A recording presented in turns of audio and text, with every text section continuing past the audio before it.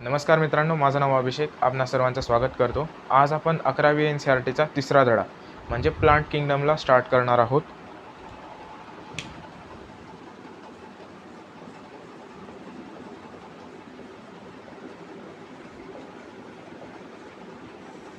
याच्या अगोदरच्या धड्यांमध्ये आपण मोनेरा, प्रोटिस्टा आणि फंगसबद्दल स्टडी केलेला आहे. म्हणजे बायोलॉजिकल क्लासिफिकेशनमध्ये आपण जे पहिले 3 किंगडम होते, मोनेरा, प्रोटिस्टा आणि फंगस, यांचा स्टडी केला. आता प्लांट किंगडममध्ये आपण स्पेशल प्लांट्सचा जो किंगडम आहे त्याच्याबद्दल स्टडी करणार आहोत. त्याच्या अगोदर एक शॉर्ट इंट्रो देऊन देतो मी. RH विट्टाकरची आपण सिस्टीम बघितली होती, 5 किंगडम सिस्टीम. RH विट्टाकर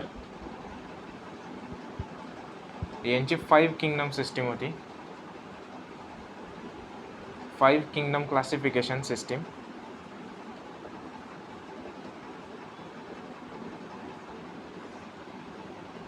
ते पाच किंगडम कोणते होते?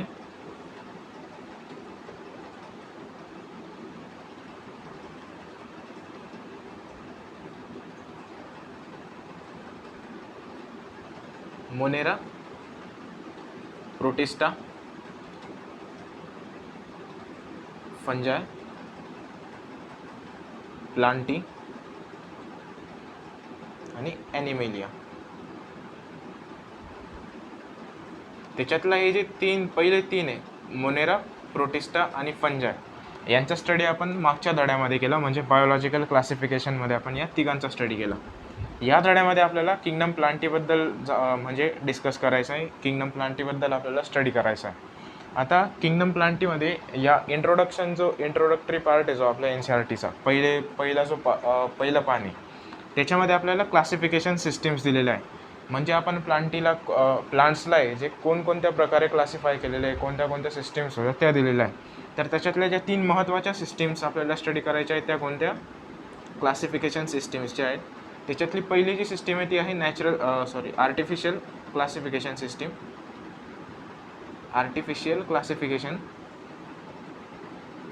किंवा आर्टिफिशियल सिस्टीम ऑफ क्लासिफिकेशन.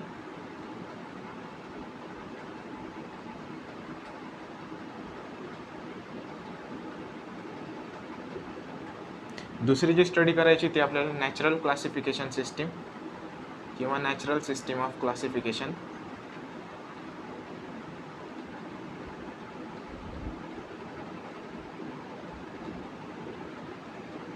आणि तिसरी स्टडी करायची आपल्याला फायलोजेनेटिक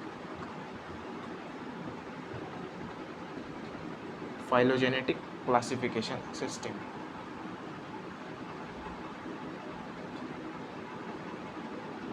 आर्टिफिशियल सिस्टीम कोणी दिली तर लिनियस नावाचा जो सायंटिस्ट होता त्याने आर्टिफिशियल सिस्टीम दिलेली आहे. नॅचरल सिस्टीम दिलेली आहे बेंथम अँड हुकर नावाचे जे सायंटिस्ट होते, ह्या दोघांनी मिळून नॅचरल सिस्टीम दिलेली आहे. आणि फायलोजेनेटिक क्लासिफिकेशन जे आहे ते एंगलर आणि प्रँट नावाचे जे सायंटिस्ट आहे त्यांनी दिलेली.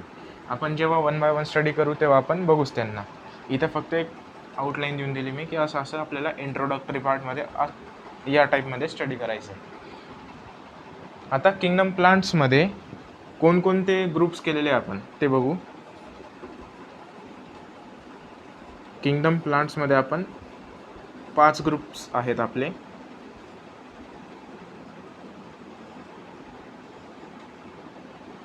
पहिला जो ग्रुप आहे तो आहे अल्गीचा, दुसरा ब्रायोफाइट्स,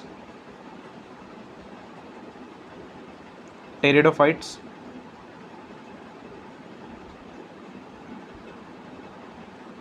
जिम्नोस्पर्म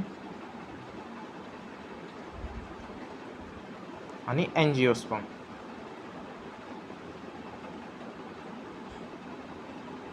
एंजिओस्पर्मला आपण फ्लावरिंग प्लांटसुद्धा म्हणत असतो. त्याचं कॉमन नाव आहे एंजिओस्पर्मचं.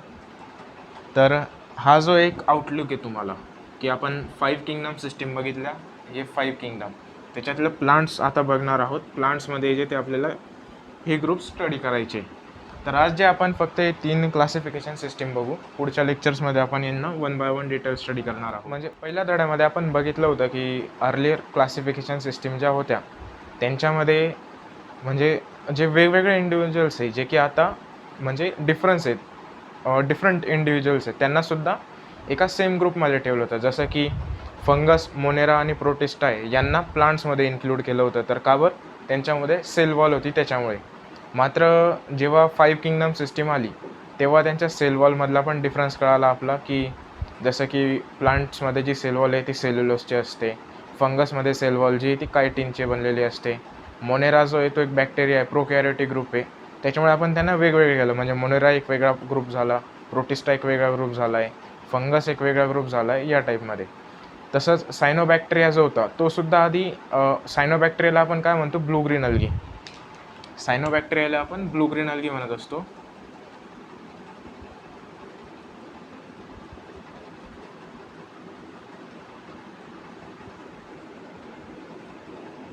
याला सुद्धा आधी किंगडम प्लांट्समध्ये टाकलं होतं. का बरं?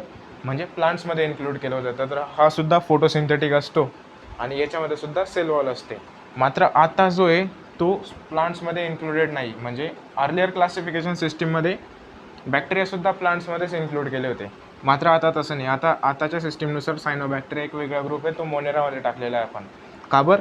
तर हा जो आहे तो प्रोकॅरियोटिक ऑर्गॅनिझम आहे, म्हणजे याच्यामध्ये न्यूक्लियस ॲबसेंट असते. आणि आपण जे प्लांट्स बघणार आहोत ते आहे युकॅरियोटिक, म्हणजे त्यांच्यामध्ये न्यूक्लियस प्रेझेंट आहे. सायनोबॅक्टेरियाला आपण ब्लू ग्रीन अल्गी म्हणत असतो. मात्र हा जो आहे तो म्हणजे प्लांट्समध्ये आपण जो ग्रुप बघितला अल्गी, तो वेगळा ग्रुप आहे, आणि हा जो ब्लू ग्रीन अल्गीचा ग्रुप आहे म्हणजे हा एक बॅक्टेरिया आहे, हा वेगळा ग्रुप आहे. ब्लू ग्रीन अल्गी आणि अल्गीमध्ये कन्फ्यूज व्हायचं नाही, दोघं वेगवेगळे आहेत. प्लांट्समध्ये जे आपण बघितलं होतं अल्गी, ब्रायोफाईट, टेरिडोफाईट, जिम्नोस्पर्म आणि एंजिओस्पर्म. अल्गी, ब्रायोफाईट, टेरिडोफाईट,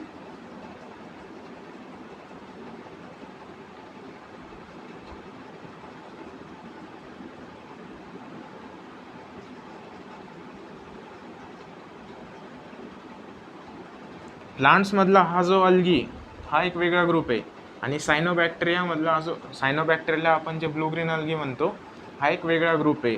सायनोबॅक्टेरिया एक बॅक्टेरिया आहे, मोनेरामध्ये इन्क्लूड करतो, आणि प्लांट्समध्ये एक अल्गी आहे, ते वेगळे आहेत. दोघांमध्ये कॅरेक्टरिस्टिक डिफरन्स आहे. हा जो आहे तो प्रोकॅरियोटिक, हा युकॅरियोटिक होईल, त्याच्यामुळे कन्फ्यूज व्हायचं नाही आहे. एन सी आर टीमध्ये स्टेटमेंट दिलेलं आहे, सायनोबॅक्टेरियाला आपण किंगडम मोनेरामध्ये ठेवलेलं आहे, म्हणजे त्याला जे प्लांटमधून आपण एक्सक्लूड केलं, बाहेर काढलं, त्याच्यामुळे तो सायनोबॅक्टेरिया आहे, तो अल्गी नाही. Cyanobacteria R not algae anymore, हे स्टेटमेंट दिलेलं आहे. त्या स्टेटमेंटच्या संदर्भात मी सांगतो आहे की म्हणजे ब्लू ग्रीन अल्गी एक कॉमन नाव आहे, मात्र ते ह्या अल्गी आहेत का, तर नाही. त्या सायनोबॅक्टेरिया म्हणजे ब्लू ग्रीन अल्गी ती एक वेगळा ग्रुप आहे, आणि आपली जी प्लांट्समधली अल्गी हा एक वेगळा ग्रुप आहे. त्या संदर्भामध्ये हे स्टेटमेंट दिलेलं आहे एन सी आर टीमध्ये. आता आपण स्टडी करणार आहोत आर्टिफिशियल क्लासिफिकेशन सिस्टीम.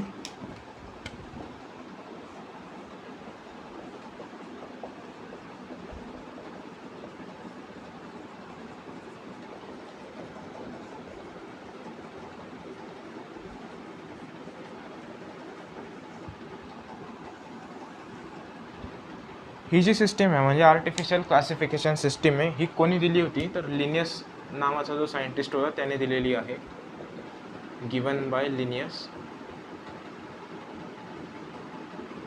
हे जे नावं आहे महत्त्वाचे प्रश्न विचारला जातो की आर्टिफिशियल कोणी दिलेली आहे, म्हणजे आर्टिफिशियल क्लासिफिकेशन सिस्टीम आहे ती कोणी दिलेली आहे, नॅचरल सिस्टीम ऑफ क्लासिफिकेशन आहे ती कोणी दिलेली आहे, तसंच फायलोजेनेटिक क्लासिफिकेशन सिस्टीम आहे ती कोणी दिलेली आहे, असे या टाईपचे प्रश्न विचारले जातात. त्याच्यामुळे हे जे नावं आहे ते लक्षात ठेवायचे तुम्ही.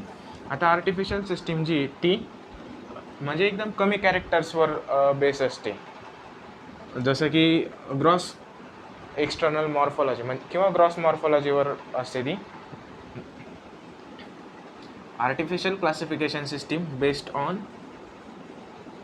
Gross morphological characters.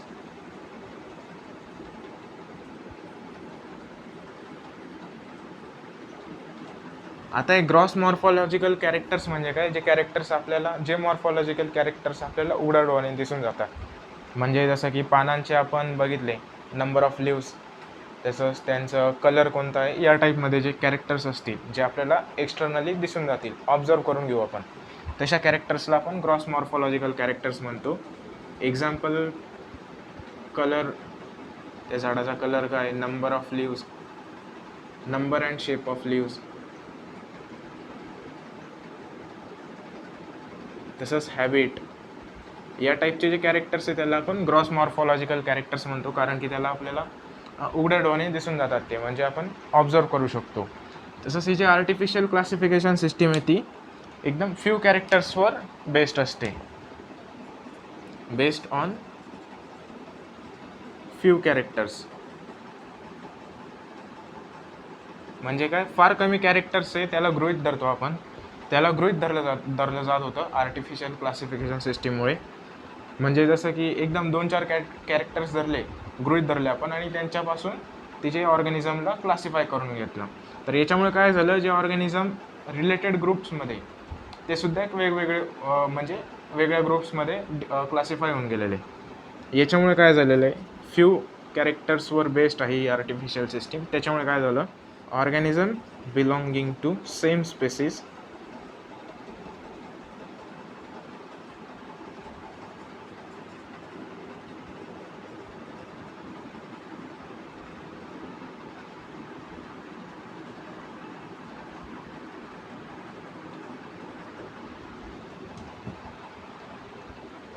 Organism belonging to same species get separated. म्हणजे एखाद्या सेम स्पेसीसमधले जे ऑर्गॅनिझम आहे ते सुद्धा, त्यांना सुद्धा आपण वेगवेगळं करून टाकलं. कोणत्या सिस्टीममुळे? आर्टिफिशियल सिस्टीम ऑफ क्लासिफिकेशनमुळे. असे सेम स्पेसीसचे ऑर्गॅनिझम वेगवेगळ्या ग्रुप्समध्ये का, म्हणजे वेगवेगळे का बरं होऊन गेले, तर आपण जे कॅरेक्टर्स केले क्लासिफिकेशनसाठी, जे काही कॅरेक्टर्स घेतले आपण, ते जे होते ते एकदम कमी कॅरेक्टर्स गृहीत धरले होते. जर कधी जास्त कॅरेक्टर्स गृहीत धरले असते तर हे असे सेपरेट झाले नसते सेम स्पेसीसचे मेंबर. तर त्या कॉन्टेक्स्टमध्ये जे हे स्टेटमेंट दिलेलं आहे.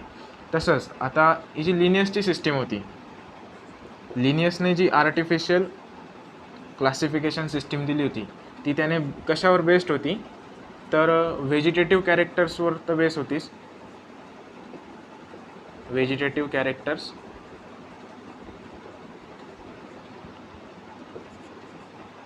Linnaeus classification system based on vegetative character किंवा अँड्रोशियमचं स्ट्रक्चर.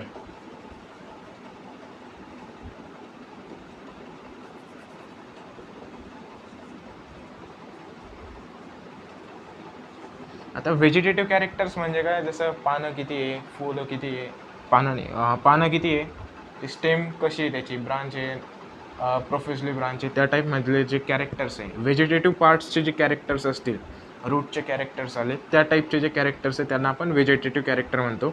आणि अँड्रोशियमचं स्ट्रक्चर म्हणजे काय, आता अँड्रोशियम काय, फुलामधला फुल बघितलं आपण तर त्याच्यातला जो मेल रिप्रोडक्टिव्ह पार्ट राहतो त्याला आपण अँड्रोशियम म्हणत असतो. तर त्याच्या स्ट्रक्चरवर सुद्धा बेस्ड होती. आता आर्टिफिशियल सिस्टीमने जे ते व्हेजिटेटिव्ह आणि रिप्रोडक्टिव्हला इक्वल इम्पॉर्टन्स दिला. Artificial system of classification gave equal importance to vegetative and reproductive characters.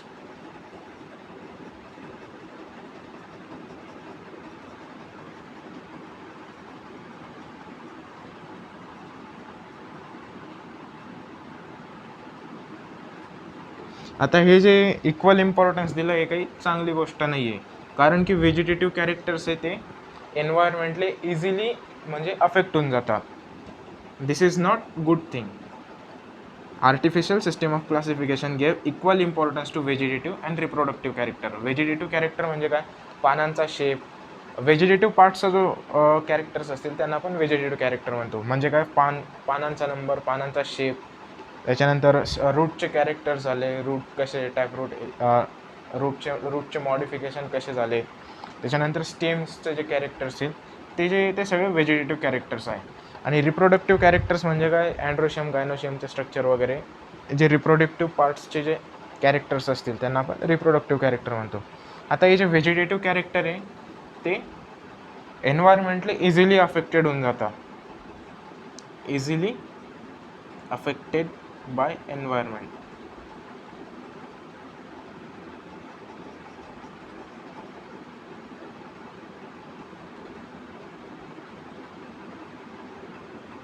Vegetative characters जे ते एन्व्हायरमेंटल फॅक्टरने इझिली अफेक्ट होतात, मात्र रिप्रोडक्टिव्ह कॅरेक्टर इझिली अफेक्ट होत नाही. जर कधी हे अफेक्ट झाले तर स्पेसिएशन होऊन जाईल, एक नवीन स्पेसिस तयार होऊन जाईल.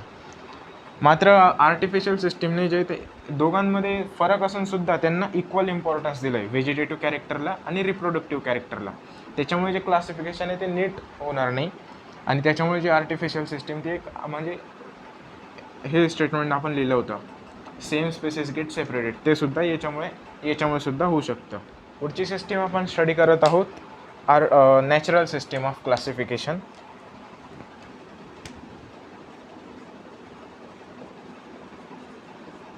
Natural classification system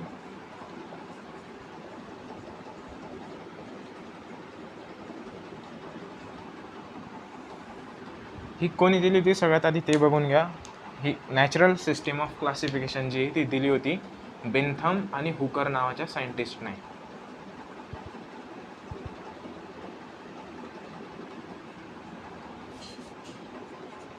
given by Bentham and Hooker.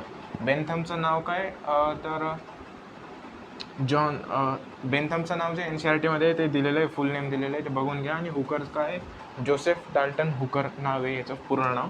मात्र जे आपल्याला तेवढं पूर्ण नाव लक्षात ठेवायची गरज नाही, बेंथम आणि हुकर लक्षात ठेवलं तरी आपलं काम दखून जातं आहे. तर ही जी सिस्टीम ऑफ क्लासिफिकेशन आहे हे फक्त ग्रॉस मॉर्फॉलॉजिकल कॅरेक्टर्सवर बेस नाही आहे, तर ते इंटरनल स्ट्रक्चर म्हणजे इंटरनल फीचर्सला सुद्धा कन्सिडर करत असते.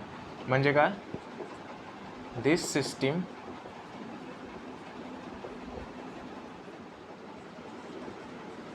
कन्सिडर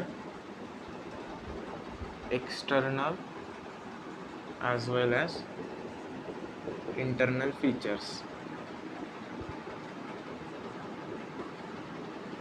आता हे जे इंटरनल फीचर्स आहे कोणकोणते, तर जसं की अल्ट्रास्ट्रक्चर,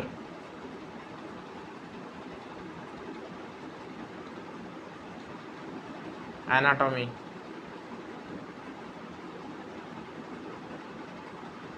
फायटोकेमिस्ट्री,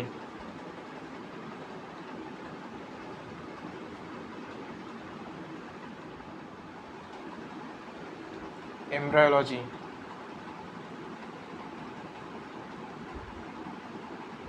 यासारखे. अल्ट्रास्ट्रक्चरचा अर्थ काय होतो, जे सेलचा जो स्टडी करतो, सेलच्या स्ट्रक्चरचा आपण जो स्टडी करतो त्याला आपण अल्ट्रास्ट्रक्चर म्हणत असतो. स्टडी ऑफ सेल स्ट्रक्चर याला पण अल्ट्रास्ट्रक्चर म्हणत असतो. ॲनाटॉमी माहिती आहे, इंटरनल स्ट्रक्चरचा स्टडी करणं. फायटोकेमिस्ट्री म्हणजे काय, प्लांट्समध्ये जे काही केमिकल्स भेटतील त्याच्यात आपण जो काही स्टडी करू त्याला आपण फायटोकेमिस्ट्री म्हणतो. Study of chemicals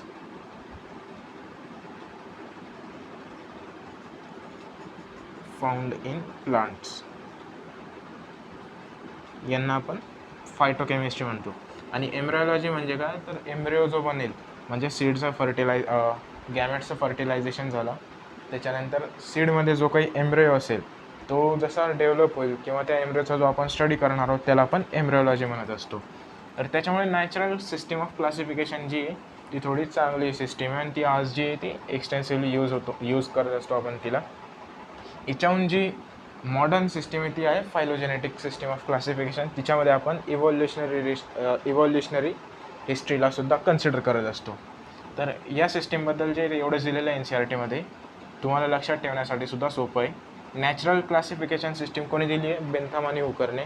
he G system आहे ती ग्रॉस मॉर्फॉलॉजिकल कॅरेक्टर्स म्हणजे एक्सटर्नल फीचर्स ॲज वेल ॲज इंटरनल फीचर्स दोघांना कन्सिडर करत असते. आता इंटरनल फीचर्स कोणकोणते, अल्ट्रास्ट्रक्चर, ॲनाटॉमी, फायटोकेमिस्ट्री आणि एम्ब्रायोलॉजी.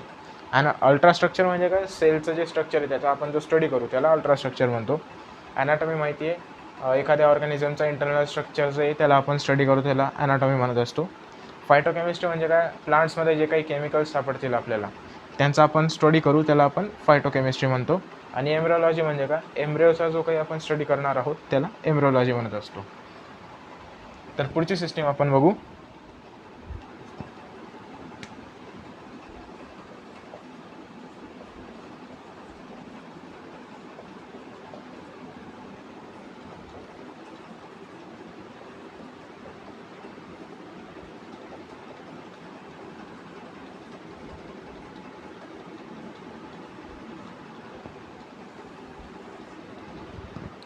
फायलोजेनेटिक क्लासिफिकेशन सिस्टीम जी आहे तिच्यामध्ये आपण कन्सिडर करत असतो इव्हॉल्युशनरी हिस्ट्री. आणि ही सिस्टीम कोणी दिलेली आहे तर एंगलर आणि प्रँट नावाचे जे सायंटिस्ट आहे त्यांनी दिलेली आहे phylogenetic classification system given by Engler and प्रँट.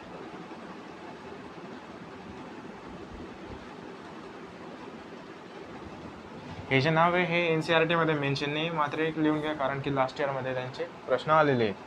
तर या सिस्टीममध्ये फायलोजेनेटिक क्लासिफिकेशन सिस्टीममध्ये आपण इव्हॉल्युशनरी हिस्ट्रीला कन्सिडर करत असतो. दिस सिस्टीम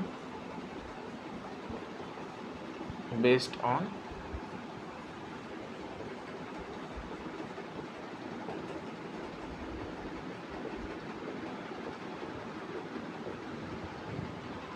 आता इव्हॉल्युशनरी हिस्ट्री घेतली म्हणजे फॉसिल्सचा स्टडी आलाच, पण मात्र काही म्हणजे कधी अशा केसेस येतील जिथे आपल्याला फॉसिल्सचे एव्हिडन्स सापडणार नाहीत, म्हणजे फॉसिलाइज जे एव्हिडन्स आहे ते सापडणार नाहीत. मग अशा वेळेस आपण जे या सिस्टीममध्ये वेगवेगळ्या टाईपचे अदर सोर्सेस वापरूनसुद्धा क्लासिफाय करत असतो. म्हणजे जसं न्यूमेरिकल टॅक्सॉनॉमी, सायटोटॅक्सॉनॉमी, केमोटॅक्सॉनॉमी असे सोर्सेससुद्धा वापरत असतो. त्याच्या अगोदर दिस system based on evolutionary history.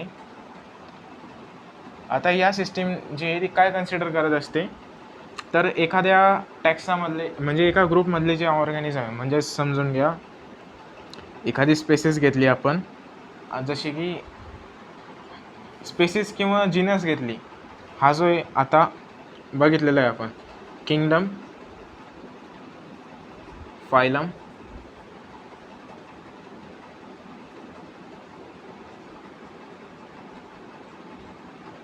Kingdom, phylum, class, series, order, family, genus आणि स्पेसिस. याच्यातलं आपल्या सिरीज दिलेले नाही आहे NCERT मध्ये. आता किंगडम बघितले आपण 5 किंगडम, क्लास आहे, ऑर्डर आहे, फॅमिली आहे, जीनस आहे आणि स्पेसिस आहे. आता हे काय, हे सगळे टॅक्सॉनॉमिकल हायरार्ची. किंगडम, फायलम, क्लास हे काय एक रँक आहे म्हणजे कॅटेगरी ती आहे. किंगडम एक रँक आहे, फायलम एक रँक आहे म्हणजे कॅटेगरी, क्लास एक रँक आहे म्हणजे कॅटेगरी, ऑर्डरसुद्धा एक रँक आहे म्हणजे कॅटेगरी. आता याच्यामधले जे ग्रुप्स असतील जसं की फायलममध्ये काय जसं ॲनिमेलिया हा किंगडम आहे. ॲनिमेलिया किंगडममध्ये 11 फायलम आहे. त्याच्यातला आपण हेमिकॉर्डेटा घेऊन घेऊ एक एक्झाम्पल. हेमिकॉर्डेटा किंवा कॉर्डेटा या टाईपचे जे ते 11 जवळपास 11 फायलम्स आहे ॲनिमेलिया किंगडममध्ये. तर हे जे हा एक ग्रुप झाला, हेमिकॉर्डेटा ऑर्गॅनिझमचा एक ग्रुप आहे, कॉर्डेटासुद्धा ऑर्गॅनिझमचा एक ग्रुप आहे. या ग्रुपला आपण काय म्हणत असतो, टॅक्सा म्हणत असतो. तर ही सिस्टीम काय सांगितलेलं आहे आपल्याला NCERT मध्ये, हे जे टॅक्सा आहे यांचे जे ॲन्सेस्टर्स आहेत ते सेम असतील असं कन्सिडर केलेलं आहे. म्हणजे phylogenetic system of classification consider organism belonging to same taxa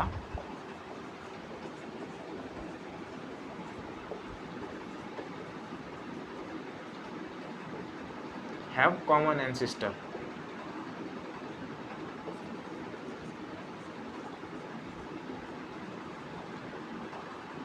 ancestors म्हणजे पूर्वज. टॅक्सा आणि टॅक्सॉनॉमी मधला फरक, टॅक्सॉनॉमी म्हणजे काय असते, आपण जे ॲनिमल्सला क्लासिफाय केलेलं आहे तिची सिस्टीम आहे म्हणजे तिची प्रोसेस आहे. ॲनिमल्सला किंवा लिव्हिंग ऑर्गॅनिझम्सला क्लासिफाय करण्याची जी काही प्रोसेस आहे तिला आपण टॅक्सॉनॉमी म्हणत असतो. आणि कॅटेगरी आणि टॅक्सा काय, आता kingdom, phylum, class, order, family, genus, species ही जी आहे ती टॅक्सॉनॉमिकल हायरार्ची आहे. म्हणजे ॲनिमल्सला क्लासिफाय करण्याची एक हायरार्ची आहे. त्याच्यातला जो किंगडम आहे ही एक रँक आहे, फायलमसुद्धा एक रँक आहे, क्लाससुद्धा एक रँक आहे, ऑर्डरसुद्धा एक टॅक्सॉनॉमिक रँक आहे. आता ही जी टॅक्सॉनॉमिकल रँक आहे तिला दुसरं नाव काय असतं, कॅटेगरी. म्हणजे किंगडम एक टॅक्सॉनॉमिक रँक आहे किंवा आपण तिला कॅटेगरी म्हणू शकतो. फायलमसुद्धा एक टॅक्सॉनॉमिकल रँक आहे किंवा आपण तिला कॅटेगरी म्हणू शकतो. तसंच क्लास, ऑर्डर, फॅमिली उरलेले सुद्धा एक रँक आहे किंवा कॅटेगरी. आता फायलममध्ये जे एक्झाम्पल घेतलं आपण, ॲनिमेलिया किंगडममध्ये जवळपास 11 फायलम्स आहे. जसं की हेमिकॉर्डेटा आहे, कॉर्डेटा आहे, मोल्युस्का आहे, आर्थ्रोपोडा आहे, ॲनेलिडा आहे, या टाईप्सचे जे फायलम्स आहे. आता एक फायलम म्हणजे काय, एक ग्रुप्स आहे, ऑर्गॅनिझमचा एक ग्रुप आहे, त्याला आपण एक फायलम बनवला. जसं हेमिकॉर्डेटामध्ये एक स्पेसिफिक ग्रुप असलेला ऑर्गॅनिझमचा, तर हा जो ग्रुप आहे हेमिकॉर्डेटा, हा जो ग्रुप आहे त्याला आपण टॅक्सा म्हणत असतो. कॉर्डेटामध्ये सुद्धा एक सारखे म्हणजे जे ग्रुप्स ऑफ ॲनिमल्स आहे, कॉर्डेटामध्ये सुद्धा ॲनिमल्सचा ग्रुप असेल, त्या ग्रुपला आपण काय म्हणू, टॅक्सा. म्हणजे कॉर्डेटा हा काय एक टॅक्सा आहे. तसंच ॲनिलिडा आहे, ॲनिलिडामध्ये सुद्धा ऑर्गॅनिझमचा ग्रुप आहे, तो सुद्धा एक टॅक्सा आहे. आता हेमिकॉर्डेटामध्ये वेगवेगळ्या क्लासेस असतील, कॉर्डेटामध्ये सुद्धा वेगवेगळ्या क्लासेस असतील. आता ते क्लास म्हणजे क्लास ही काय कॅटेगरी, मात्र क्लासमध्ये जे ग्रुप्स येतील, जसं की कॉर्डेट्समध्ये क्लास कोणते येतील, एव्स झाले, मॅमल्स झाले, हे क्लासचे एक्झाम्पल आहे. तर एव्स काय येईल, एक टॅक्सा येईल, मॅमल्स काय येतील, एक टॅक्सा येतील, त्या म्हणजे या हिशोबाने. आणि आपल्याला काय दिलेलं आहे NCERTमध्ये लाईन, ही जी फायलोजेनेटिक क्लासिफिकेशन सिस्टीम आहे ही काय कन्सिडर करत असते, तर ऑर्गॅनिझम बिलॉंगिंग टू सेम टॅक्सा. म्हणजे जसे हेमिकॉर्डेटामध्ये जे काही ऑर्गॅनिझम असतील, हेमिकॉर्डेटा या टॅक्सामध्ये जे काही ऑर्गॅनिझम असतील त्यांचे जे ॲन्सेस्टर्स असतील ते कॉमन असतील, म्हणजे जवळपास सेम ॲन्सेस्ट्रल लाईनपासून ते सगळे डिराईव्ह झालेले असं सांगते आपल्याला NCERTची जी हे स्टेटमेंट दिलेलं आहे ते. आता फायलोजेनेटिक म्हणजे इव्हॉल्युशनरी सिस्टीम ऑफ क्लासिफिकेशन आहे, त्याच्यामुळे फॉसिल्सचा स्टडी येत असतो. मात्र काही काही वेळेस असे केसेस येतील की फॉसिल्स आपल्याला अवेलेबल होणार नाही, तर अशा वेळेस काय, we use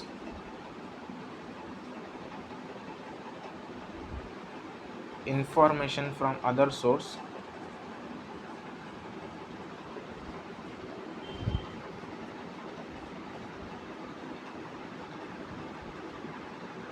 to classify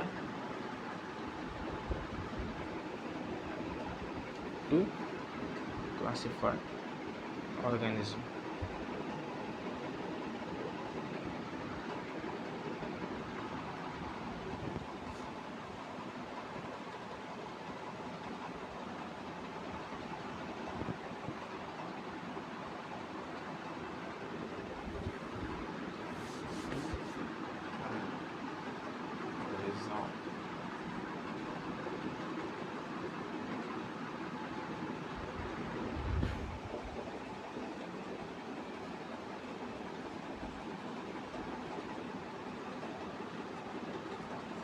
We use information from other resources किंवा sources to resolve difficulty in classification.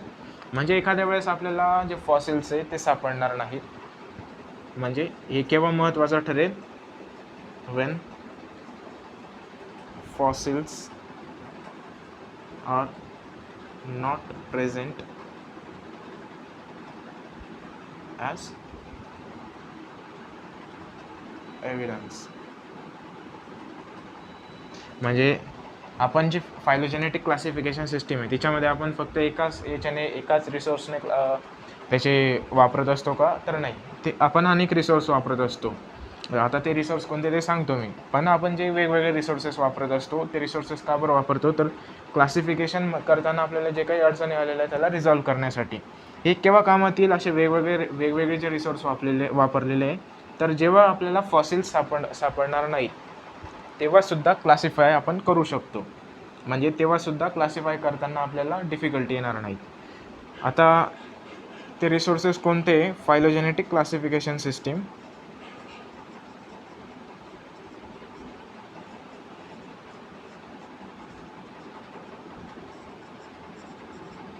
uses किंवा utilizes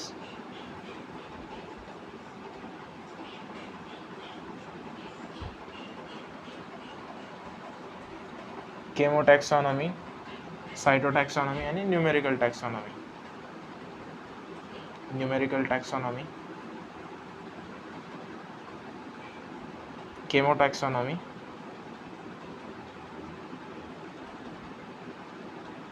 आणि सायटोटॅक्सॉनॉमी.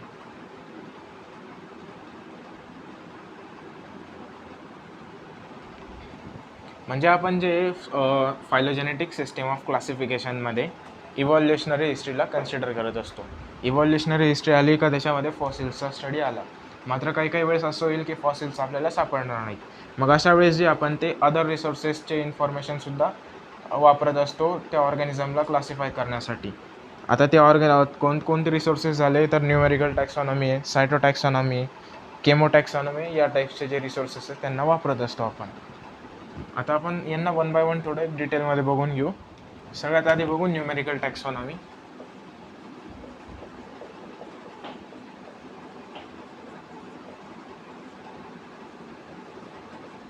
न्यूमेरिकल टॅक्सॉनॉमीला दुसरं नाव काय? फेनेटिक्स. फेनेटिक्स हे जे नाव आहे हे NCERT मध्ये गिवन नाही, मेन्शन नाही, मात्र याच्यावर प्रश्न आलेला आहे लास्ट इयर्समध्ये. त्याच्यामुळे न्यूमेरिकल टॅक्सॉनॉमीला जे दुसरं नाव आहे ते तुम्ही लक्षात ठेवायला हवं. आता न्यूमेरिकल टॅक्सॉनॉमीमध्ये आपण कम्प्युटर्सचा वापर करत असतो. Uses computers. याच्यामध्ये काय करतो आपण, जसे की सगळे ऑब्झर्वेबल कॅरेक्टर्स जेवढे पण आहे त्यांना एक स्पेसिफिक कोड देत असतो आपण, आणि ही जी आहे ती बेस्ड ऑन ऑल ऑब्झर्वेबल कॅरेक्टर्स. जेवढे पण ऑब्झर्वेबल कॅरेक्टर्स आहेत त्यांना सगळ्यांना आपण कन्सिडर करत असतो. आता हे ऑब्झर्वेबल कॅरेक्टर्स आहे त्यांना प्रत्येक कॅरेक्टरला एक कोड किंवा एक नंबर असाइन केलेला असतो. Give codes to each character. त्याच्यामुळे काय झालंय तर सगळे जे कॅरेक्टर्स आहेत त्यांना इक्वल इम्पॉर्टन्स भेटलेला आहे. Each character have equal importance.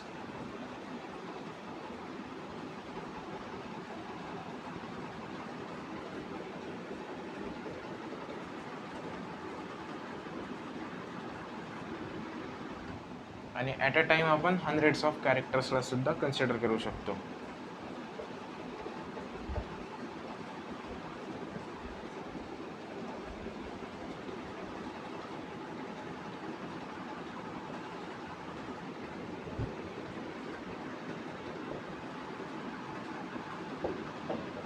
Numerical टॅक्सॉनॉमीला दुसरं नाव काय? फेनेटिक्स. आता हे काय, कम्प्युटरचा वापर करून आपण क्लासिफिकेशन करतो त्याला, म्हणजे या टॅक्सॉनॉमी सिस्टीममध्ये, या टॅक्सॉनॉमिकल क्लासिफिकेशन सिस्टीममध्ये. आता ही सिस्टीम जी आहे ती सगळ्या ऑब्झर्वेबल कॅरेक्टर्स, जेवढे काही ऑब्झर्वेबल कॅरेक्टर्स आहेत त्यांना सगळ्यांना कन्सिडर करत असते. त्या प्रत्येका कॅरेक्टरला एक नंबर किंवा एक कोड असाइन केला जातो, म्हणजे एक कोड दिला जातो, आणि त्याच्यानंतर ते जे कोड दिलेले त्याच्यानुसार क्लासिफिकेशन होत असतं कम्प्युटर्स प्रोग्रॅम्सच्या थ्रू. आता ते आपण कोड दिलेलं आहे त्या प्रत्येका कॅरेक्टरला एक कोड दिलेलं आहे. याच्यामुळे काय झालं आहे, जो प्रत्येक कॅरेक्टर आहे त्याला इक्वल इम्पॉर्टन्स झालेला आहे. म्हणजे कोणत्याच कॅरेक्टरला एक जास्त इम्पॉर्टंट आणि एक कॅरेक्टर लेस इम्पॉर्टन्स असं नाही, तर सगळे कॅरेक्टर्स जे त्यांना इक्वल इम्पॉर्टन्स भेटलेला आहे. आणि हे कम्प्युटर्सच्या थ्रू होतं आहे, त्याच्यामुळे आपण at a time hundreds of कॅरेक्टर्सला कन्सिडर करत असतो. कम्प्युटर्सच्या थ्रू होतं आहे त्याच्यामुळे पण, आणि जे सगळे कॅरेक्टर्स आहे म्हणजे प्रत्येक कॅरेक्टरला इक्वल इम्पॉर्टन्स आहे, त्याच्यामुळे ॲट अ टाईम आपण हंड्रेड्स ऑफ कॅरेक्टर्सला कन्सिडर करत असतो. आणि याच्यानंतर जे ते क्लासिफिकेशन होत असतं कम्प्युटर प्रोग्रॅम्सच्या मदतीने. पुढची जी सिस्टीम आहे ती आहे सायटोटॅक्सॉनॉमी. सायटोटॅक्सॉनॉमी जी आहे ती बेस्ड असते सायटोलॉजिकल इन्फॉर्मेशनवर. Based on cytological information. Cytological information म्हणजे कोणकोणते, जसं की क्रोमोझोमचं स्ट्रक्चर, क्रोमोझोमचा नंबर, क्रोमोझोमचं बिहेवियर, या टाईपची जी इन्फॉर्मेशन असेल तिला आपण सायटोलॉजिकल इन्फॉर्मेशन म्हणत असतो. आता हे सायटोलॉजिकल इन्फॉर्मेशन कोणकोणती आहे, क्रोमोझोमचा स्ट्रक्चर,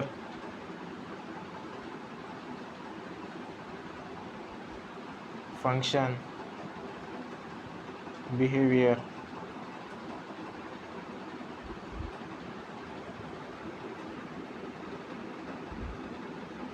फंक्शन नाही येणार तर इथं जे येईल ते नंबर, क्रोमोझोमचा नंबर, क्रोमोझोमचा स्ट्रक्चर, क्रोमोझोमचं बिहेवियर, या टाईपची जी इन्फॉर्मेशन आपल्याला भेटते तिला आपण सायटोलॉजिकल इन्फॉर्मेशन म्हणत असतो. आणि सायटोटॅक्सॉनॉमी जी ती बेस्ड ऑन सायटोलॉजिकल इन्फॉर्मेशन. पुढची होती आपली केमोटॅक्सॉनॉमी.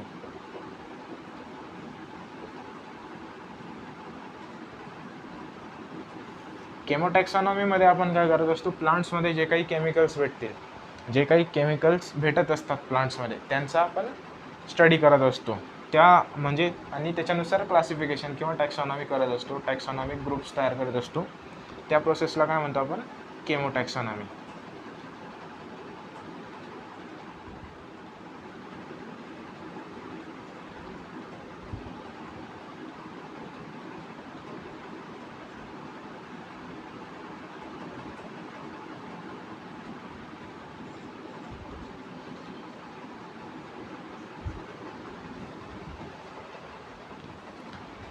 परत एक वेळेस रिवाईज करून देतोय. न्यूमेरिकल टॅक्सॉनॉमी म्हणजे काय, न्यूमेरिकल टॅक्सॉनॉमीला आपण फेनेटिक्स सुद्धा म्हणत असतो. ते जे सगळे ऑब्झर्वेबल कॅरेक्टर्स जेवढे पण आहे त्या सगळ्यांवर बेस असते. प्रत्येक ऑब्झर्वेबल कॅरेक्टर्सला एक कोड किंवा एक नंबर असाइन केलेला असतो. त्या कोड्स किंवा नंबर्स थ्रू जे आहे ते कम्प्युटर प्रोग्रामच्या थ्रू क्लासिफिकेशन होत असतं. आता आपण प्रत्येक कॅरेक्टरला एक कोड दिलेला आहे, त्याच्यामुळे काय झालं आहे, प्रत्येक कॅरेक्टरला एक इक्वल इम्पॉर्टन्स भेटलेलं आहे. आणि तसंच आपण at a time hundreds of कॅरेक्टर्सला कन्सिडर करू शकतोय. आता न्यूमेरिकल टॅक्सॉनॉमीबद्दल एवढंच आहे. आता सायटो टॅक्सॉनॉमी म्हणजे काय, जे काही सायटोलॉजिकल इन्फॉर्मेशन आपण वापरतो टॅक्सॉनॉमिकल कॅटेगरीज बनवण्यासाठी किंवा टॅक्सॉनॉमी करण्यासाठी, तिला सायटो टॅक्सॉनॉमी म्हणत असतो. आता सायटोलॉजिकल इन्फॉर्मेशन कोणते, क्रोमोझोम नंबर, क्रोमोझोमचं स्ट्रक्चर, क्रोमोझोमचं बिहेवियर, हे सायटोलॉजिकल इन्फॉर्मेशन आहे. केमोटॅक्सॉनॉमी म्हणजे काय, तर प्लांट्सचे जे काही केमिकल कॉन्स्टिट्युएंट्स आहेत त्यांचा स्टडी करतो आपण, त्याच्यानुसार टॅक्सॉनॉमी करू, त्याला आपण केमोटॅक्सॉनॉमी म्हणत असतो. म्हणजे chemotaxonomy based on chemical constituents of plants.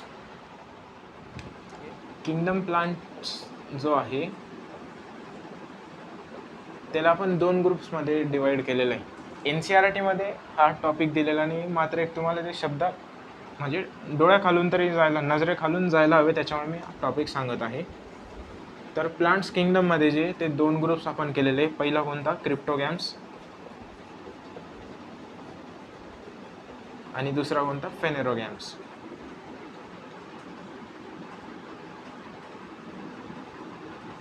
क्रिप्टोगॅम्स हा जो क्रिप्टो आहे या शब्दाचा अर्थ होतो कन्सिल्ड. क्रिप्टोगॅममध्ये क्रिप्टो हा जो शब्द आहे याचा अर्थ होत असतो कन्सिल्ड. आणि गॅम्स हा जो शब्द आहे याचा अर्थ असतो मॅरेज किंवा वेडिंग. मात्र आपण बायोलॉजीमध्ये त्याला काय कन्सिडर करतो, तर रिप्रोडक्टिव्ह स्ट्रक्चर किंवा रिप्रोडक्टिव्ह ऑर्गन. फेनेरोमधला हा जो फेनेरो शब्द आहे त्याचा अर्थ होत असतो व्हिजिबल. आणि गॅम्सचा अर्थ रिप्रोडक्टिव्ह ऑर्गन किंवा सेक्स ऑर्गन.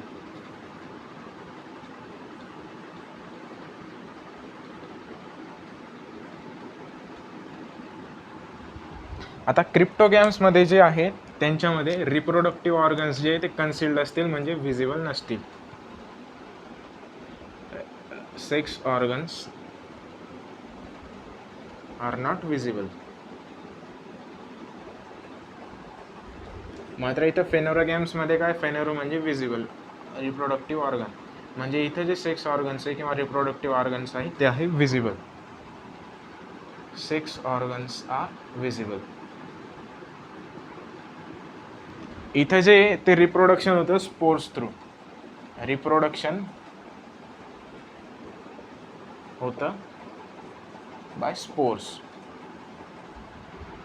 तसंच इथं जे आहे ते एक्सटर्नल वॉटर जे आहे ते इसेन्शियल राहतं फर्टिलायझेशनसाठी.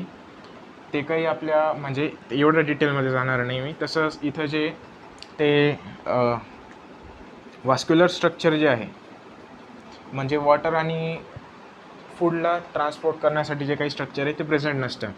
Vascular structure are absent.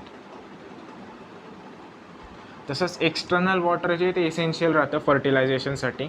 मात्र एवढ्या डिटेलमध्ये आपल्याला जायची गरज नाही, फक्त तुम्हाला हे 2 शब्द लक्षात राहायला हवे, त्याच्यामुळे हा टॉपिक सांगतोय.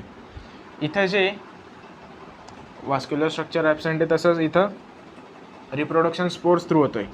फ्लावर्स आणि सीडसुद्धा ॲबसेंट असतील. Flowers and seed are absent. इथं जे फ्लावर्स आणि सीड्स प्रेझेंट असतात, flowers and seeds are present. Flowers जे ते सगळ्यांमध्ये नसतात. याला एक स्टार मार्क करून घ्या. तुम्हाला मी जेव्हा एक्झाम्पल सांगेल तेव्हा सांगतो काय. आणि तसंच याच्यामध्ये जे ते व्हास्क्युलर स्ट्रक्चर वेल डेव्हलप असतं, प्रेझेंट असतं व्हास्क्युलर स्ट्रक्चर. व्हास्क्युलर स्ट्रक्चर म्हणजे काय, फ्लोएम आणि झायलेम. व्हास्क्युलर स्ट्रक्चर प्रेझेंट.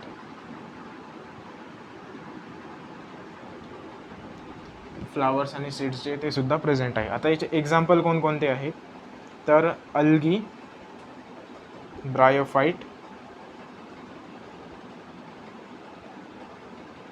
आणि टेरिडोफाइट.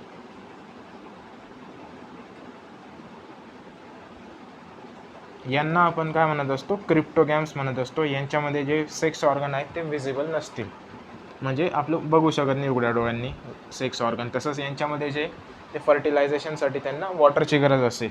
हे जे प्लांट्स किंगडममधले पहिले 3 ग्रुप, किंगडम प्लांटमधला पहिले 3 ग्रुप म्हणजे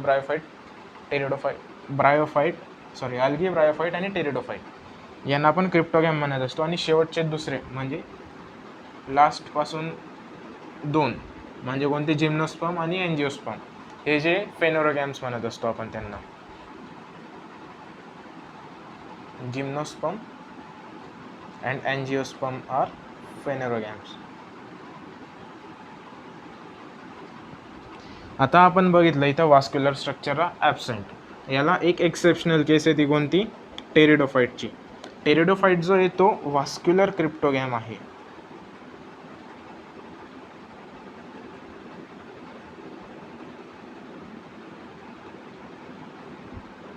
म्हणजे काय, क्रिप्टोगॅम आहे मात्र त्याच्यामध्ये व्हास्क्युलर टिश्यू किंवा व्हास्क्युलर स्ट्रक्चर जे ते आपल्याला सापडतील. इतर क्रिप्टोगॅम्समध्ये सापडतील का तर नाही. म्हणून हा पॉईंट आहे तो एक इम्पॉर्टंट पॉईंट होऊन जातो. जिम्नोस्पर्म आणि एंजिओस्पर्म हे फेनेरोगॅम्स आहे. फ्लावरला आपण स्टार मार्क कावर केलं होतं, आपण इथं लिहिलं आहे flowers are present, flowers and seeds are present.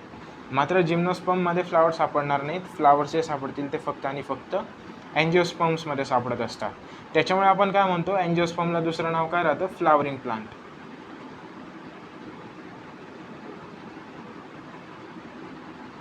या स्टार मार्क्सचा अर्थ इथं एक्सप्लेन केलेला आहे. तर एवढ्या डिटेलमध्ये आपल्याला जायची गरज नाही. NCERTमध्ये हा टॉपिकसुद्धा दिलेला नाही.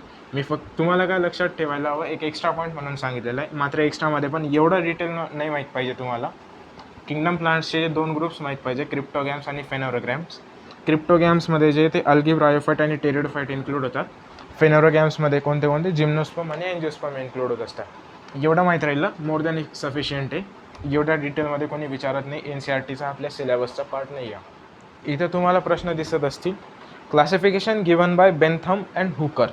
तर आपण बघितलं नॅचरल सिस्टीम ऑफ क्लासिफिकेशन कोणी दिलेली आहे, तर बेंथम आणि हुकरने. त्याच्यामुळे ऑप्शन जे येईल, ऑप्शन बी जो आहे तो करेक्ट येईल, नॅचरल सिस्टीम. दुसरा प्रश्न आहे, classification system used by Linnaeus. लिनियसने कोणती क्लासिफिकेशन सिस्टीम यूज केली होती, तर आर्टिफिशियल. त्याने कोणकोणते अँड्रोस्टियमचं स्ट्रक्चर आणि व्हेजिटेटिव्ह कॅरेक्टर्सला कन्सिडर केलं होतं क्लासिफाय करण्यासाठी. तर ऑप्शन जे येईल या प्रश्नाचं उत्तर ते ऑप्शन बी येईल. नॅचरल सिस्टीम जी ते बेंथम आणि हुकरने दिलेली आहे, आर्टिफिशियल ती लिनियसने दिलेली आहे. फायलोजेनेटिक म्हणजे इव्हॉल्युशनरी हिस्ट्रीवाली जी सिस्टीम होती ती दिली होती एंगलर आणि प्रँटने. Phylogenetic classification system is based on, तर इव्हॉल्युशनरी रिलेशनशिप. ऑप्शन डी, चौथा ऑप्शन जे ते करेक्ट येणार आहे. मॉर्फोलॉजिकल फीचर्सवर नाही, केमिकल कॉन्स्टिट्युएंट्सवर नाही, फ्लोरल कॅरेक्टर्सवर नाही, तर इव्हॉल्युशनरी रिलेशनशिपवर बेस्ड असते. तर बाकीचं आपण पुढच्या लेक्चरला बघू. आज इथंच थांबू.